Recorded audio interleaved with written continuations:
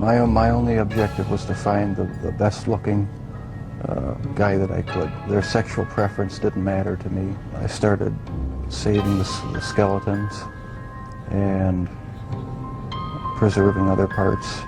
Hoy es un día importantísimo en vuestras vidas porque hoy comienza en todo el mundo la semana de Halloween 2022.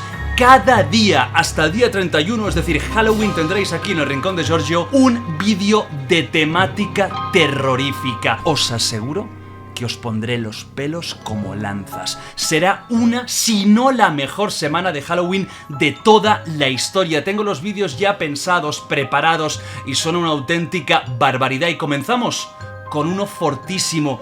Ya os avisé en el vídeo que hizo un poquito de presentación a la semana de Halloween, mi explicación de la historia absolutamente real de Jeffrey Lionel Dahmer, que por cierto ha sido un éxito rotundo, más de 2 millones de visitas en 3 días, muchísimos likes, muchísimos comentarios muy agradables, muy positivos. Yo sé que queréis más vídeos aquí en el Rincón de Giorgio, pero soy humano y no llego a todo. Pero esta semana os juro que no voy a fallar ni un solo día y va a valer la pena. Pues en ese vídeo os anunciaba que si funcionaba bien, el primero de la semana de Halloween sería el que voy a hacer a continuación, y es un análisis de una de las entrevistas más curiosas de la historia de la criminología. Una entrevista que se le realiza a Jeffrey Dahmer cuando ya está en la cárcel, acompañado nada más y nada menos que de su padre. Una entrevista buenísima. Aviso, lo que va a contar, mejor dicho, Jeffrey Dahmer, es duro, es explícito y no es para todos los estómagos, pero si estáis aquí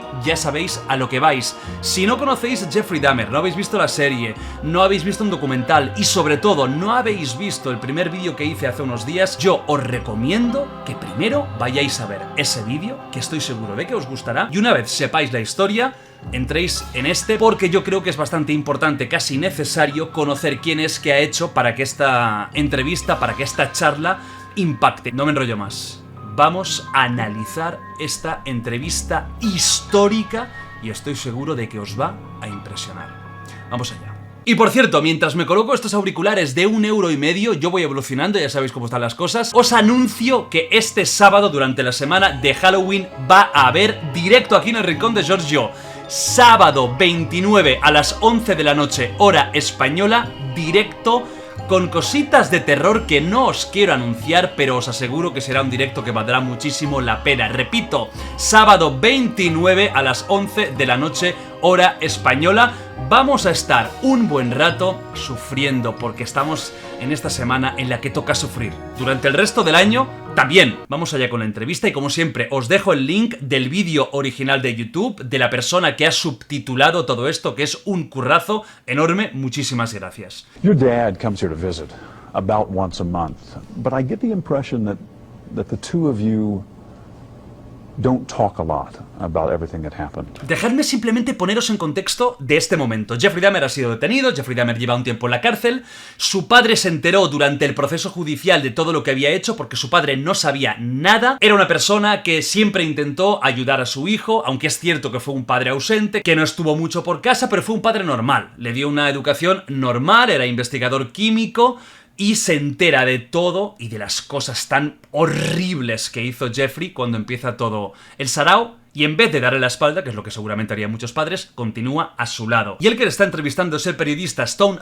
Phillips, un grandísimo periodista que ha trabajado casi durante toda su carrera por la televisión americana NBC. Sigamos. Two of you don't talk a lot about everything that happened, about the crimes in particular.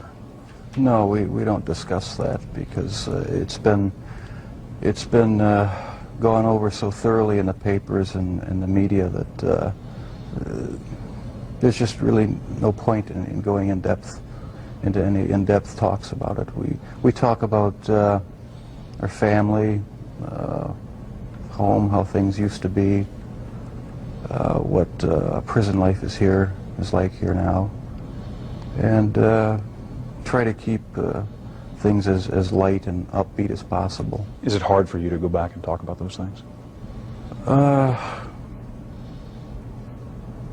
No, not the good things. In fact, it gives me a sense of comfort to talk about the few good times there were. Yo no sé si nunca habíais escuchado hablar a Jeffrey Dahmer, porque para muchos la única imagen que tienen es la de la serie, que está súper bien hecha y que el actor lo hace de 10, pero es interesante escucharlo a él de verdad. ¿Por qué? Porque sorprende su voz, sosegada, cero conflictiva, no está sintiéndose atrapado por el periodista, que ya veréis que lo hace muy bien también para que esto no suceda. Muchos asesinos en serie, como Richard Ramírez, cuando tienen un periodista delante se ponen a la defensiva en 2,3 segundos. En este caso, no. Jeffrey es un caso rarísimo de psico-killer. No tiene una infancia desestructurada, sus padres son más o menos normales, y él reconoce todo lo que ha hecho de una forma tan clara, tan meridiana y tranquila, que no es muy habitual encontrarte esto. Y ya veréis que va a dar muchos detalles y que los explica de una forma no triste, pero sí muy neutra. Y de hecho aquí ya sorprenden dos cosas. Una, fijaos cómo el padre mira al hijo. Lo mira con amor, con cariño, con casi admiración por lo que está diciendo. Recordemos que este tío es uno de los mayores asesinos en serie de los últimos años, con mucha diferencia, sobre todo de los más aberrantes. Y por el otro lado tenemos que Jeffrey Dahmer de alguna forma está intentando explicar que quieren tener conversaciones normales, que no sacan el tema de ¿te acuerdas cuando abriste en canal a un hombre y te hiciste? Y están de alguna forma normalizando su vida más. You say the few good times. Do you think of your childhood as having been profoundly unhappy? No, not profoundly. My childhood wasn't filled with any great tragedies or anything. There were good times and there were bad times. I think it was fairly normal. Jeff, do you remember your earliest experience and earliest interest, fascination with the inside Con los of animales. Y Where su that interior came from? empieza la fascinación de Jeff por In la ninth sangre, las grade, vísceras. In biology class we had the usual dissection of fetal pigs. I took the remains of that home and kept the skeleton of it. And I just started branching out, dogs, cats.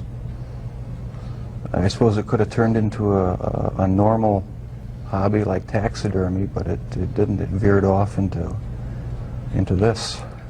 Why, I don't know. Decir que he leído otros artículos en los que cuentan que la fascinación de Jeff por este tema empieza cuando escucha a su padre hacer una disección de algún animal. No sé si esta es la versión real, si no dice nada porque está su padre al lado y de alguna forma no quiere culparle, porque también es importante decir que Jeffrey Dahmer ha dado a veces diferentes versiones del mismo hecho. All I know is that I wanted to see what the insides of these animals looked like. Was there some pleasure in the cutting open of the animal? Muy buenas Yes, preguntas. there was.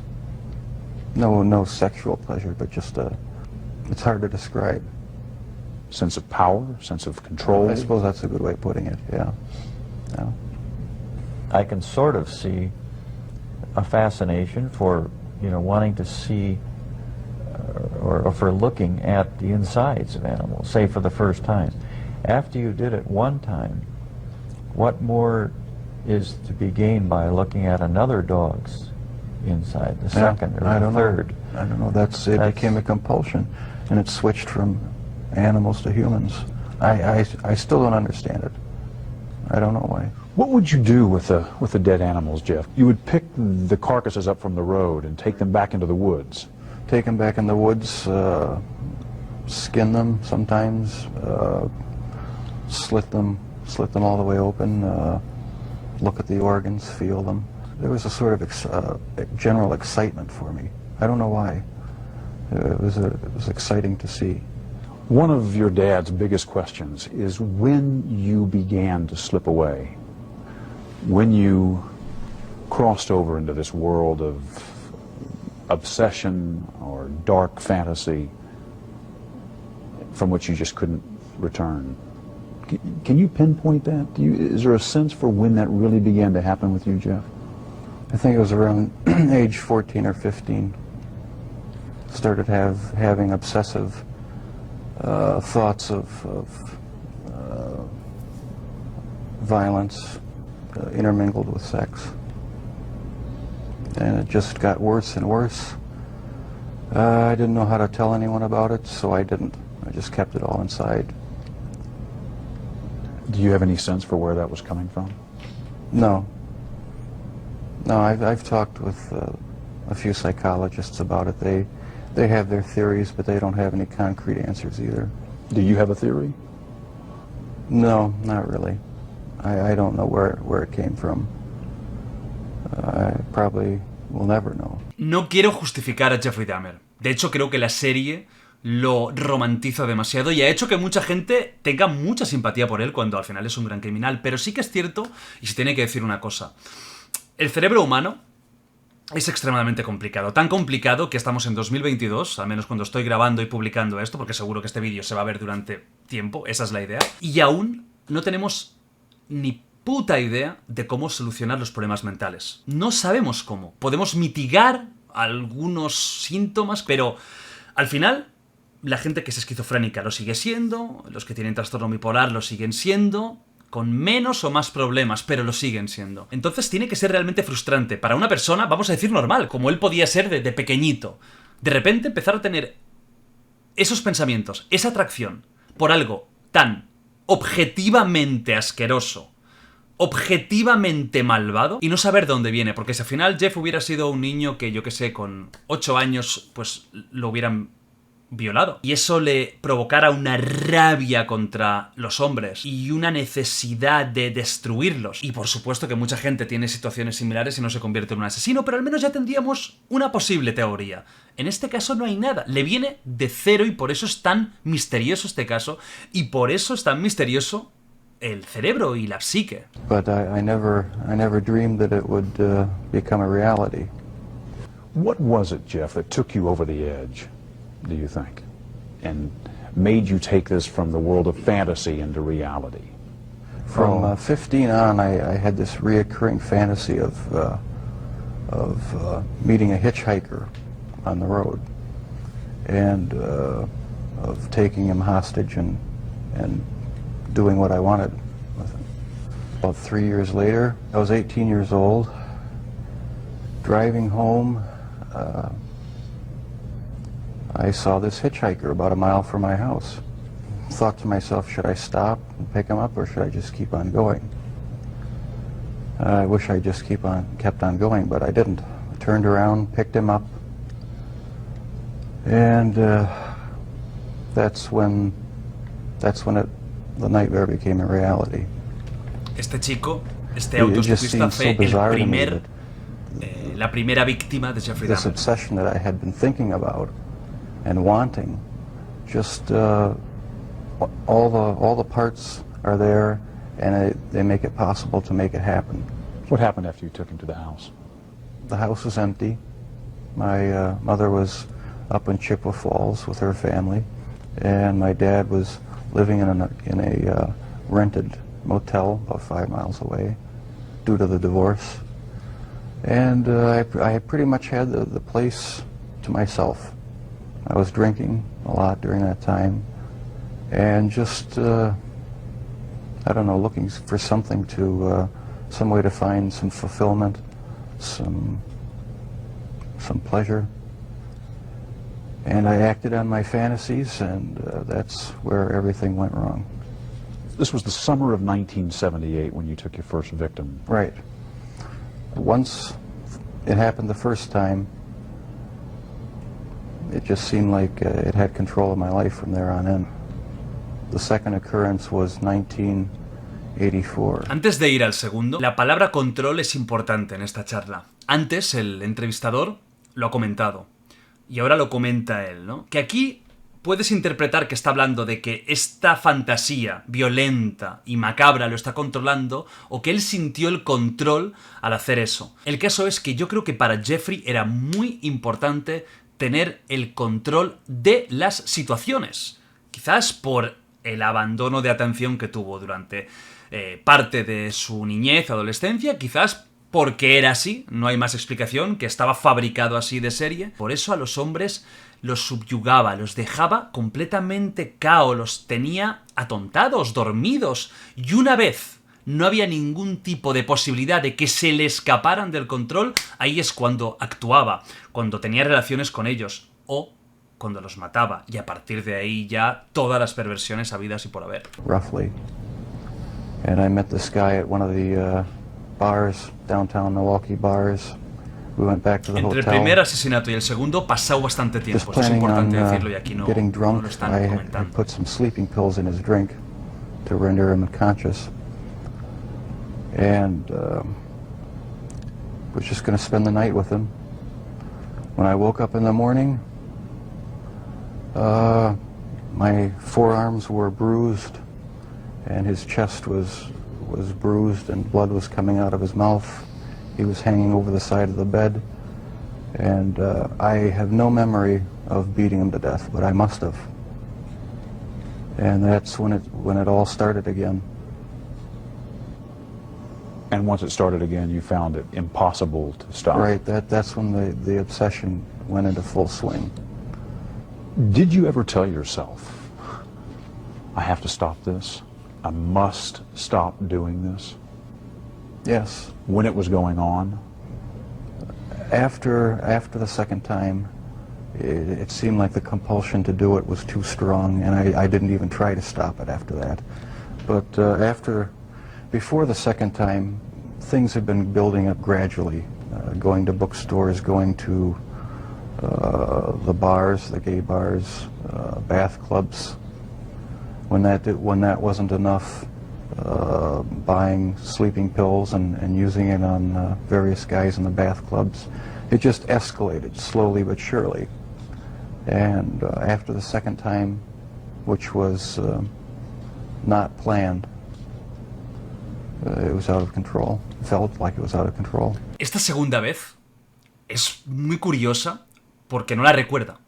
Esto yo ya en mi explicación lo comentaba, ¿no? Es posible que, aunque el tío es un asesino, ese momento fuera tan traumático, el hecho de perder su propio control y empezar a matar de nuevo cuando no quería, que su psique, que su conciencia, de alguna forma, como pasa con personas que han tenido situaciones traumáticas en su vida, que la propia memoria, para protección de uno mismo, bloquea ese recuerdo. Y no te acuerdas. Hay personas que han sido abusadas de forma brutal, no recuerdan lo que les ha pasado. Es cierto que indagando y trabajando mucho se puede llegar a, quizás, no todos los casos, pero se puede llegar a recuperar ese recuerdo. En muchos casos no interesa, en otros sí que son necesarios. Pero es la única hipótesis a la que le encuentro sentido, a no ser que hubieran sustancias o muchísimo alcohol. Pero aunque vayas borrachísimo, tú recuerdas si matas a una persona. Y más como en el caso de Jeffrey, que tenía esa necesidad, que tenía esas ganas. Tú lo recuerdas. No digo que recuerdes los detalles, pero recuerdas haberlo hecho. Muchas cosas curiosas en este caso. Where did sex enter in to the killings, Jeff? It was a big part of it. My only objective was to find the best-looking guy that I could. Their sexual preference didn't matter to me.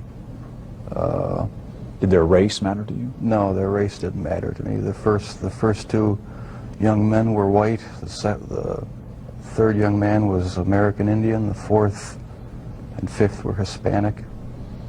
So no, race had nothing to do with it. It was just their looks.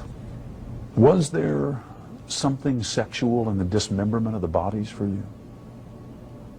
As time went on, yes, I did get there was a sexual part to that. I started saving the skeletons and preserving other parts, and one thing led to another. It took more and more deviant type behaviors to satisfy my urges, and so it just spiraled out of control. Es como un drogadicto que empieza con una dosis y es la hostia. Es espectacular. Pero el cuerpo de muchas drogas crea tolerancia. ¿Qué significa eso? Que con esa misma primera dosis, quizás cuando llevas 2 meses, no te sacia. Encuentras el gustito, pero necesitas más para volver a sentir lo que sentiste esa primera vez. Por lo tanto, ya no es una dosis, vas a hacerlo con 3. Y cuando pasan 5 años, ya no necesitas 3.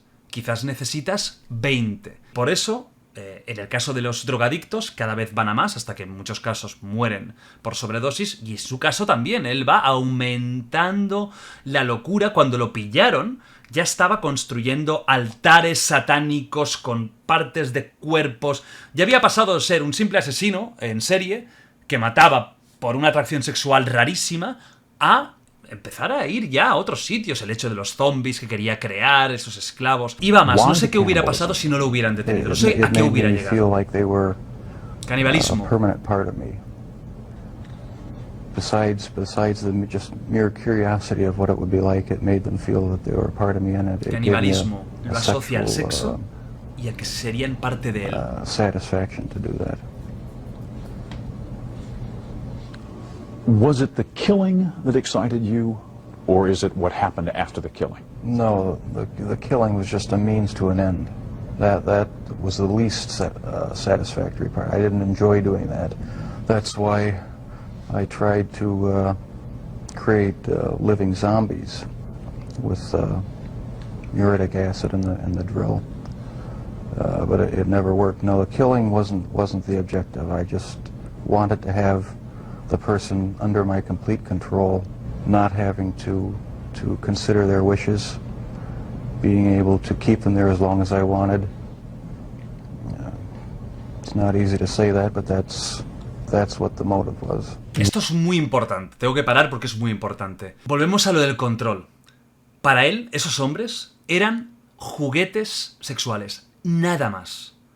Cero empatía, cero parar un momento y pensar en esa persona que quizás tiene amigos, familia, padres, hijos, nada. Son objetos sexuales que están para su uso y disfrute. Y lo de que no le gusta matar es cierto. Hay asesinos para los que el momento de matar es el mejor. La caza, la búsqueda, el agacharse cuando pasa y de repente saltarle y matarlo. Eso es increíble, porque es como si estuvieran realmente cazando animales. Para él no. Fijaos que cómo los mataba.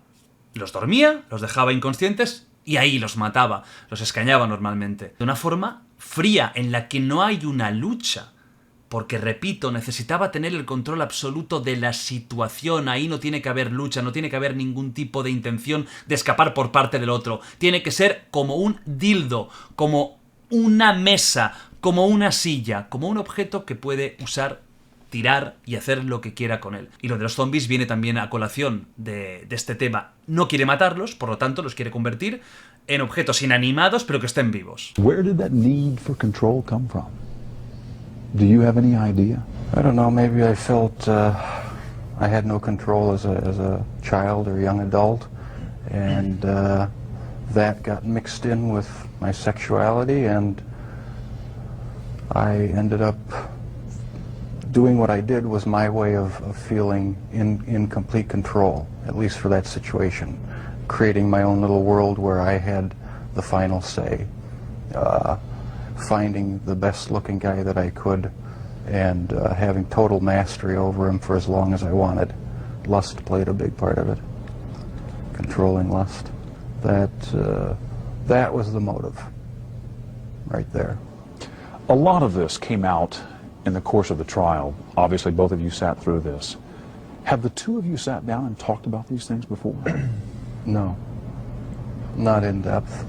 This is the first time you're talking about these things with I've talked your dad about here. it at great length with psychiatrists, court-appointed psychiatrists, psychologists, but not with my family.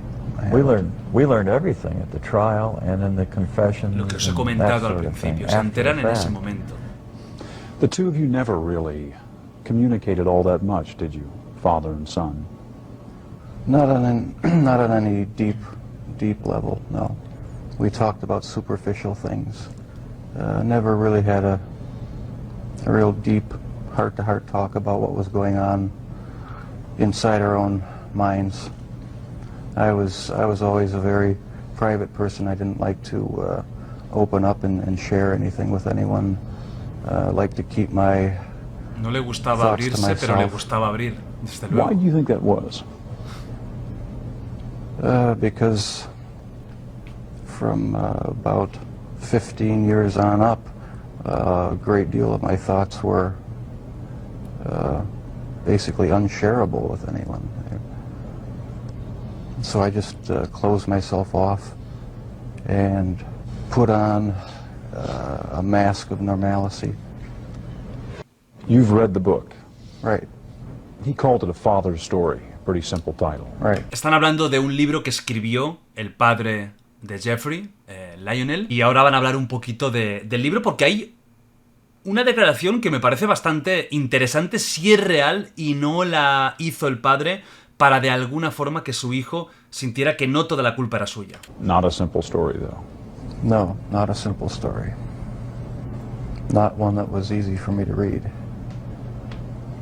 But I'm glad he wrote it. Did it hurt? Was it painful to read? Yes, it was painful. Some parts of it were,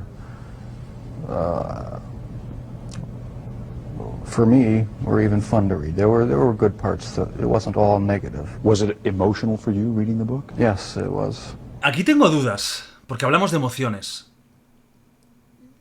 Yo no sé hasta qué punto Jeffrey Dahmer tiene emociones reales.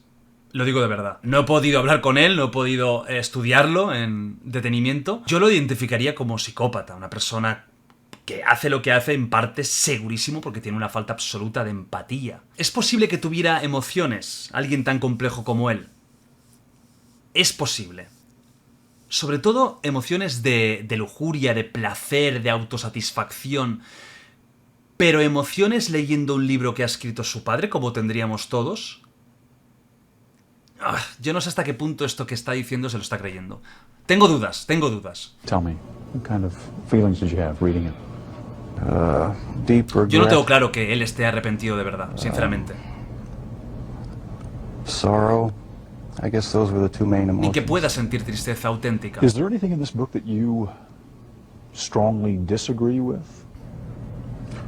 Yes, I disagree with the description of me as being so incredibly shy Aquí tenemos and algo importante. introverted.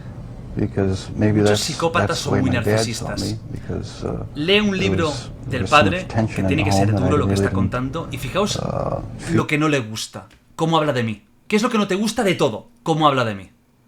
Yo. Por eso os digo que yo no me acabo de creer que él hacia otras personas, hacia su padre, hacia su madre, pueda sentir una emoción real. Puede fingir o puede autoengañarse en que está sintiendo una emoción, pero dudo que la sienta realmente. feel like being up and Pero el narcisismo happy está a ahí. lot of the Y times. aquí se ve but claramente. with my friends in school.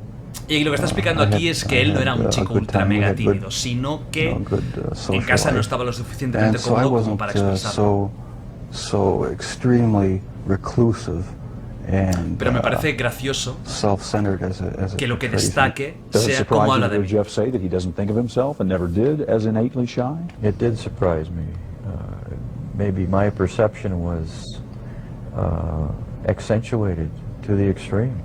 But you do recall at age 6 that you became more aware of tensions in the home. Oh yeah, that's the time I really remember noticing that things weren't quite right. So it wasn't so much innate shyness as it was wanting to withdraw from tension and arguments and problems in the house. That's how I saw it. Yeah, I sort of lived in my own little fantasy world when things got too heated in the household, and I carried that over for years, I guess. And was there violence in that fantasy world? No, not Early on? Not that, not the type that showed itself later. No, it was just my own little world where I had control. Was anger a part of it for you, Jeff? I had some anger. Probably every kid has some anger, about their childhood. It really wasn't a terrible childhood, though. There were a lot of good times. It wasn't a really terrible time. So pat theories about you as a serial killer striking out to get back at your dad, for instance, don't all ring true to baloney. you. No, that has no truth in it. The only motive that there ever was to completely control a person that I found physically attractive, and keep them with me as long as possible, even if it meant just keeping a part of them. Está bien que aquí él, de forma clara, reconozca que la situación con los padres no es la culpable de lo que pasó. No porque tenga al padre al lado, porque hay padres que realmente sí que pueden provocar una desviación mental espectacular en su hijo. Pero es que ¿Cuántos y cuántos y cuántos niños han vivido discusiones de sus padres en casa hasta que al final se divorcian? ¿Cuántos? Yo te puedo decir, amigos míos, 20, 25 o conocidos míos, que cuando éramos niños pues venían preocupados, mis padres discuten cada día, hasta que al final se divorciaban. No pasó más que esto en casa de los Dahmer. Todos conocemos a gente que tiene un padre o una madre que es un poco cabrón, o que es un desastre, o que pasa de ellos. Por eso es importante que no siempre se busque la misma excusa. No, es que tuvo una infancia terrible, no, es que su padre le pegaba, no, es que su madre le miraba raro. Está bien que lo reconozca, porque yo también pienso como él en ese sentido y no creo que se tenga que ir a la causa parental para encontrar la desviación de Dahmer. Vale, importante esto. En el libro del padre, el padre explica que él tenía obsesiones, fantasías parecidas a su hijo. Y esto es lo que yo os comentaba antes, que no sé si lo hace un poquito para, de alguna forma, decirle a su hijo, no somos tan diferentes, o es que realmente era verdad. And fantasies that he had thought about, that he had dreamed of committing murder, that he had an obsession with fire and with explosives. En su caso no es con la sangre, las vísceras, sino con matar y I don't think explosiones. that's the type of thing one asks one's dad. Were you surprised to read that about your dad? Very surprised. Yeah. Pero fijaos, podría haber dicho cuando algo no le gustaba, o cuando le ha preguntado, ¿hay algo que no te gusta del libro? Coño, podría haber dicho, pues no me gustó leer que mi padre pensaba en matar. Pero en vez de eso, lo que destacó es que no me gusta cómo me ha descrito. Son detallitos, pero yo creo que son detallitos chulos de encontrar y de explicarlo pues a la gente que está viendo este vídeo, que espero que si os está gustando deis a like rápidamente, ¿eh? Que me ayuda mucho en el tema de posicionamiento. I didn't know what to think about it. I suppose everyone has their secret thoughts, and so it was somewhat of a shock. You feel grateful that your father wrote this book? Or do you feel put off by it? I mean, I'm just curious about your overall reaction to it. Do you feel is the book an invasion, do you think? Or is it... No, I feel nothing but pride for him for writing the book and having the courage to bare his soul when he didn't have to. He didn't have to get involved with trying to, help me out and support me and be an emotional support for me, and I'll be grateful to him forever for it. Did you ever consider talking to your parents, to your dad, about homosexuality? Is that something that you felt you could ever raise? Early on, I really didn't know that much about it myself. Era otra época, la homosexualidad no estaba tan bien vista, normalizada como ahora. Hush, not talked about, not even thought about. So I just kept it all within me and never talked about sexual issues at all, really, with anybody. Do you think if you had been able to talk about that in a more open way with your dad, for instance, that it would have helped, might have broken this veil of secrecy and enabled you to keep yourself from going down that road? I don't know exactly what, if anything, would have ever kept me from going down that road. Talking about it, I don't think would have made that much difference, because, like I said, there were things going on in my head that I would have never opened up and talked about with anybody. Your dad says he never realized how deeply troubled you were because he just thought you were shy the way he had been, shy as a boy. Do you think the signs were there and he just missed them? No, I don't think so, because I had thoughts, I had fantasies, but there was no outward show of anything that was wrong. You were pretty good at keeping it all inside. Right, I kept it inside, didn't share any of my thoughts or emotions with anybody. So how would I ever know? No, you never saw any of it, as far as I know.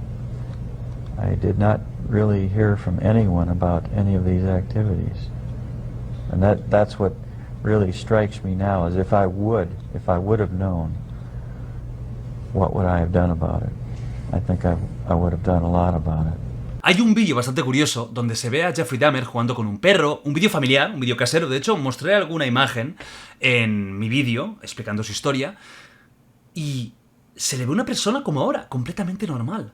Está jugando con el perro, está como con la familia, y nunca, nunca, nunca dirías que es un potencial asesino o que está soñando con coger a un hombre, partirlo en tres, comerse sus partes y luego tener relaciones sexuales con ellas.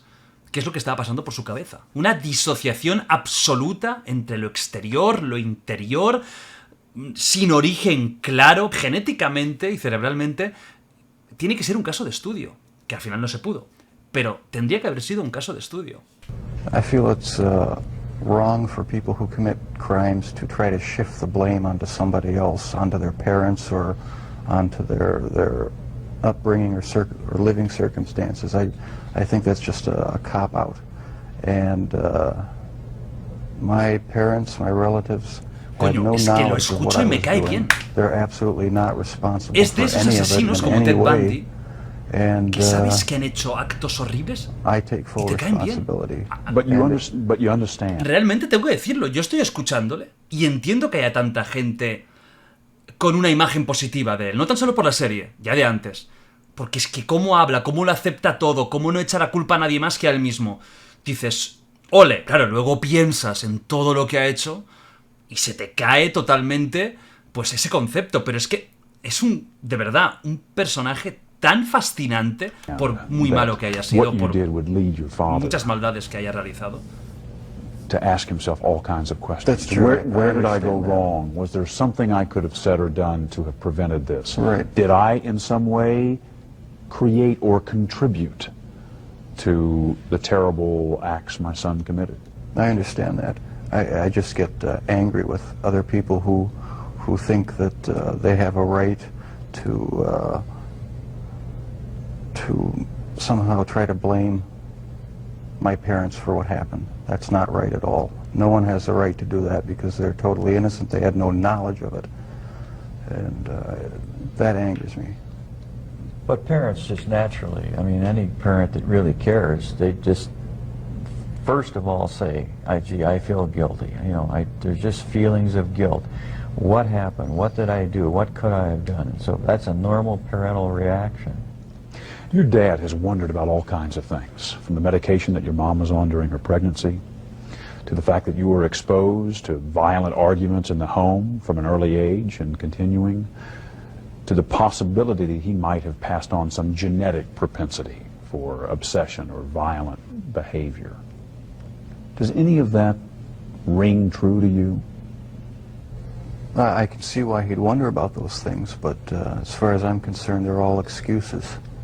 Because I didn't feel accountable to anybody. I didn't feel that I had to face what I had done ever.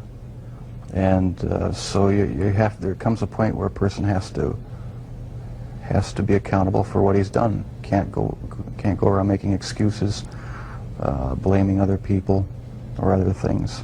So I alone am the one who's responsible for what's happened. Let me ask, when did you first feel that everyone is accountable for their actions?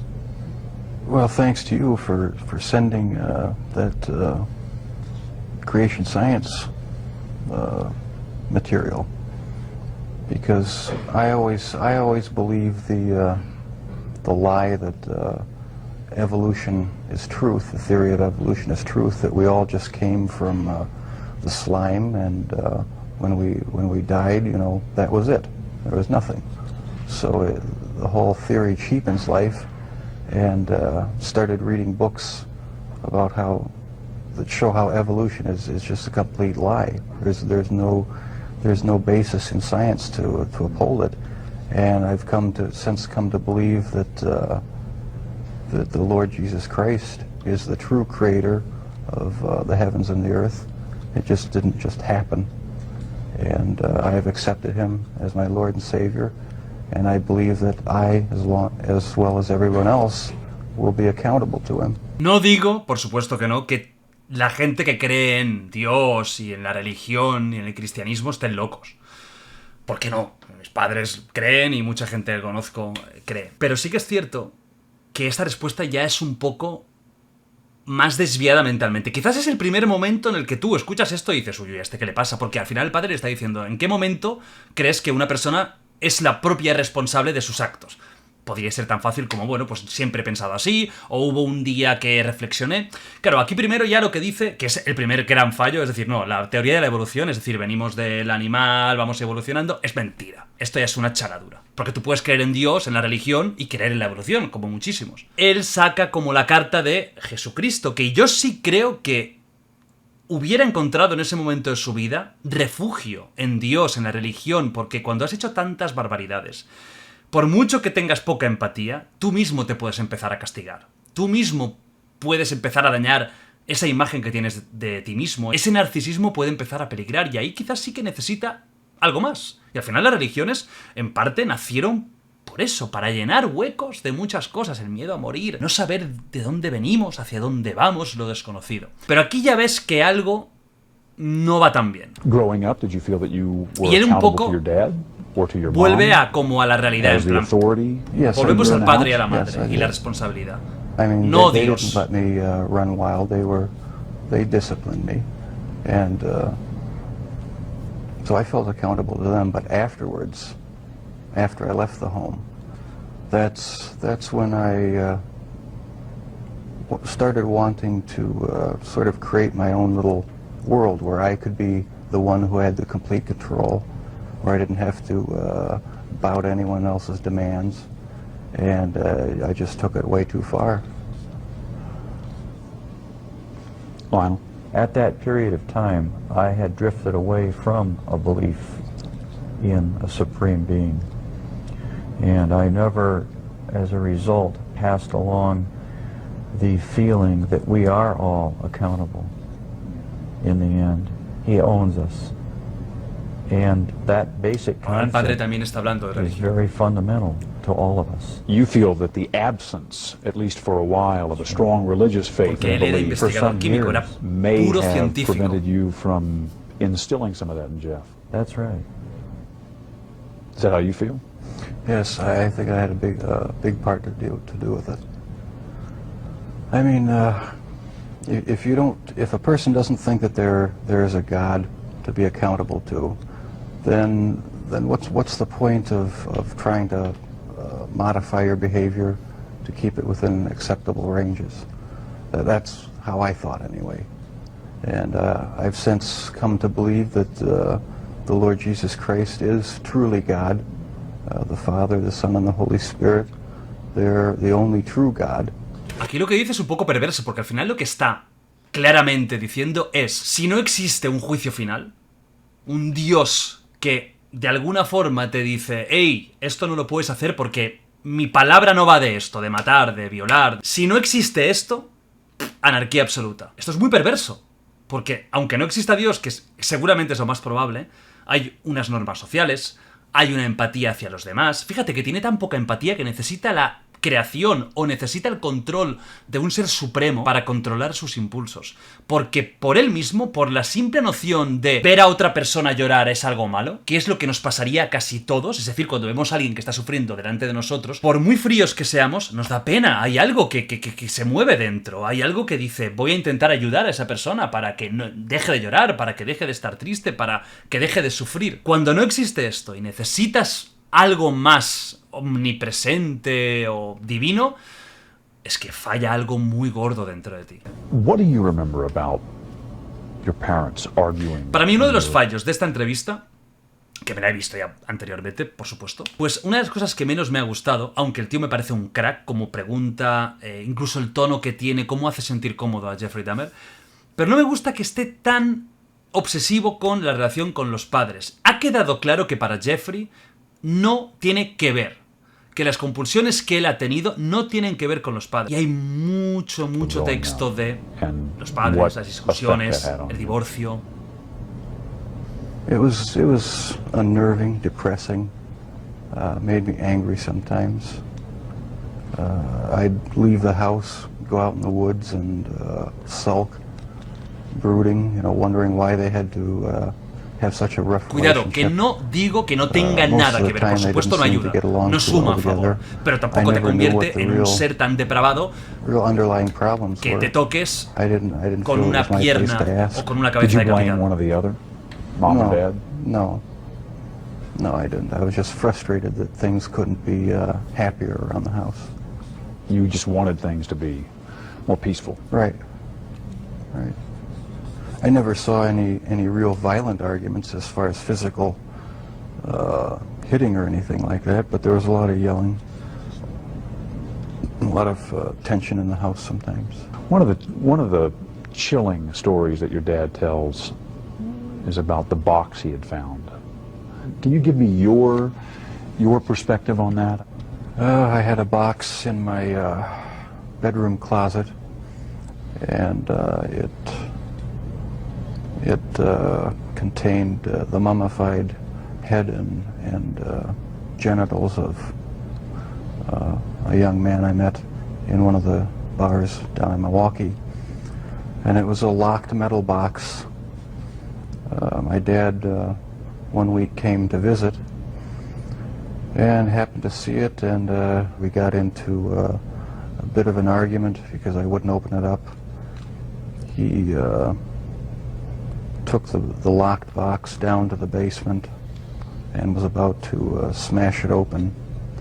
What were you thinking as he was making his way downstairs to open the box? Claro, porque si descubre en ese momento el padre que el hijo tiene una cabeza cortada de un hombre, si no recuerdo mal, Anthony Sears, un modelo, un afroamericano muy guapo, y los genitales, se le descubre todo a Jeffrey Dahmer.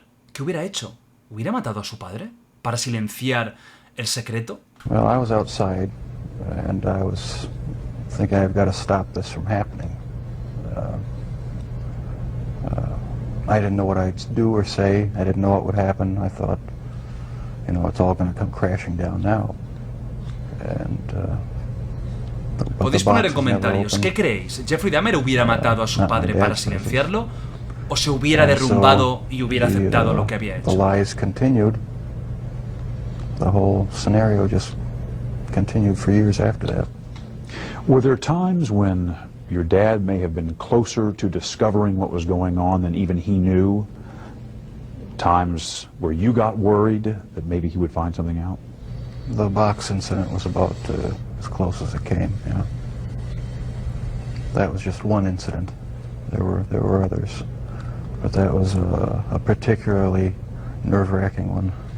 Are there others you can share? Other close calls? When acidified, dissolved human remains were found, they didn't look like human remains anymore, but they were in the trash bin outside in the garage. That was one incident. And a few others I'd rather not go into right now. Were you relieved to be arrested? Part of me was, and part of me wasn't. Explain. I don't know, it's like, I don't believe I have a split personality, but you know the... Aquí hay creo que una mala traducción porque dice no creo que tenga una personalidad dividida, ¿no? Como hay gente que tiene personalidad múltiple o un trastorno disociativo, etcétera. Y aquí lo que está diciendo es que él no cree que tenga eso. Pero you're sort of glad about something, but que a veces pasa, nos pasa a todos, ¿no? Que hay algo que dices es bueno y malo a la vez. It was a relief not to have to keep such a gigantic secret that I had kept for so many years. And once I saw that I had no choice but to face it, I decided to face it head on and make a full confession. So I am glad that the secrets are gone. Your father told me that one of the reasons he wrote this book was in order to put down on paper what he has been unable to say to you in words, kind of reaching out to you. What do you want to say to him, having read this? I tell you, Dad, I'm really sorry that this has happened, and I love you a lot. I love you too. I'm sorry. Don't be sorry. We haven't always shown it a lot, but I do love him a great deal. Este momento es para debatir porque tengo dudas. Si realmente lo está sintiendo o está haciendo lo que cree que toca, que es pedirle perdón, abrazarle, pero su cara no cambia en ningún momento, ni se emociona, ni hay posibilidades de lloro. Las facciones de su expresión son fijas durante todo el momento. Quizás no todo es blanco o negro. Las personas, incluso los psicópatas, no son 0-100. Absoluta falta de sentimientos o explosión de sentimientos constantes. Es posible que sea más bien un grado, que algunos estamos al 70, otros al 80, otros al 20, quizás él está al 5 o está al 10, sí que puede llegar a sentir algo, un sentimiento de arrepentimiento hacia él, hacia su padre, que está ahí a su lado, pero reconozco que no lo tengo claro. Es una de las cosas que más me chocó de la entrevista, ese momento, ¿no? Este abrazo. Viéndolo bastantes veces que lo he visto, sigo teniendo dudas. I love you. And without the support of my folks, Porque el padre evidentemente lo está notando, le está tocando el brazo. I don't think I would have come El padre through no está this. llorando, pero We've lo opened está up with notando y each lo other a ves. lot more now since the trial and everything. There's no secrets Y él está to explicando be- esto como to explicaba be, cómo habría hidden cadáveres away. y animales. I don't feel that I have to keep any secrets from him. Entonces, no sé qué pensar. We've come to face what's real now, instead of just glossing things over and talking about superficial things. So there's a lot more communication between us. This book may serve as a further bridge between Jeff and myself. And just for that purpose, I regard it as valuable for me. Do you feel closer to your dad having read this? I feel closer in that I understand more how he was thinking, what his thoughts were, what some of his motivations were. I'm glad he wrote it. Anything not in the book you want to say to him?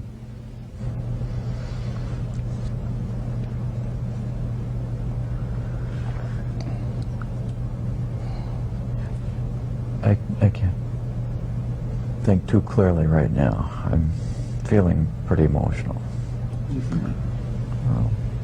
I think that a lot of things have been brought out in this interview that has brought us to a little bit deeper, just a little bit closer understanding as to how this all originated. And, well, whenever I get emotional, my analytical side gets clouded, and I can't express myself quite as well as I would like. Can you talk about the feelings you have? You feeling close I to feel Jeff? very close to Jeff, and it's going to continue until our death. And I feel good about it. Do you think you'll ever have the answers you've been looking for about why, what happened, and what role, if any, you played? Maybe not. My primary question is the origins of it.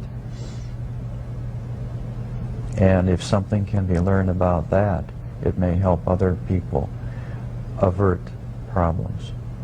Is it still there, Jeff? Does it ever go away? In part, no, it Está hablando de esa compulsión asesina, ¿de acuerdo? never completely goes away. Esto es importante, I'll no le ha probably have to live desaparecido. with it for the rest of my life. Vamos, que I wish it would le sigo go away. I poniendo wish cachondo. there was La some way muerte, to completely la get rid sangre. of the compulsive Es lo que- thoughts, the feelings. It's not nearly so bad now that there's no avenues to actually act on it. But no, it never seems to go completely away. No me gustaría para nada ser o haber sido compañero de celda o haber sido compañero en la cárcel de Jeffrey Dahmer. Porque esos pensamientos, y ahora continúa, los tiene. Le siguen viniendo. Le siguen viniendo. Es decir, sigue viendo a un tío guapo y pensando, quiero anularlo y quiero hacerle todo con él. The thoughts still come to you. Sometimes, yeah. Are you different, Jeff, in terms of how you think back on all of this? I would hope I'm different. I'm glad that I'm in a position now where I don't feel the compulsion to do these things. I'm glad that it's over. Any words I say to the victims' families are just going to seem trite and empty. I don't know how to express the regret, the sorrow,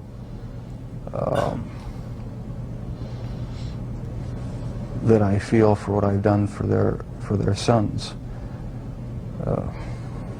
I can't find the right words. All right, see you later, Dad. After the interview at the prison, Dahmer casually showed us something a little unsettling. Just a point of interest, that's the type of box. This is the type of box? He wanted us to know that box looked strikingly like the one his father had found, the one Jeffrey had used to hide body parts. Thank you, Jeff. All right. To this day, the interview with Jeffrey Dahmer remains one of the eeriest experiences of my 30 years in television news. From the weak handshake with which he greeted me to his bizarre observation about that metal box as he returned to his cell, Dahmer was a haunting figure. He often said he had wanted the death penalty.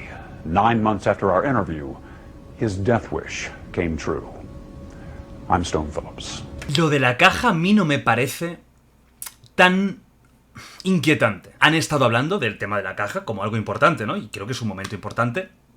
Entonces, que la caja fuera muy parecida, me parece que es más un detalle de Jeffrey de querer acordarse de algo que no de querer asustarle o de querer parecer macabro. Sí que es cierto, y esto es importante decirlo, de que el narcisismo está ahí y el hecho de ver algo que le recuerda a su época, que seguramente para él, aunque diga que está arrepentido, para una parte de él es gloriosa y es la época en la que más saciaba su placer. Por lo tanto, cuando tú sacias tu placer, estás contento. Cuando todos saciamos nuestro placer, en ese momento estamos satisfechos. El hecho de recordar algo, de ver algo que se parecía a algo que él utilizó para esconder unos miembros muy preciados en su loca cabeza, pues yo creo que a él le dio cierta alegría. Ya sabemos que con la forma que tenía de expresarse tan monótona, no sabe si está contento, si no está contento, si está haciendo una broma, si está siendo serio, si está triste, si está arrepentido. Un personaje realmente fascinante. Una última cosa de la entrevista, que es la parte final, que no he querido interrumpir porque quería que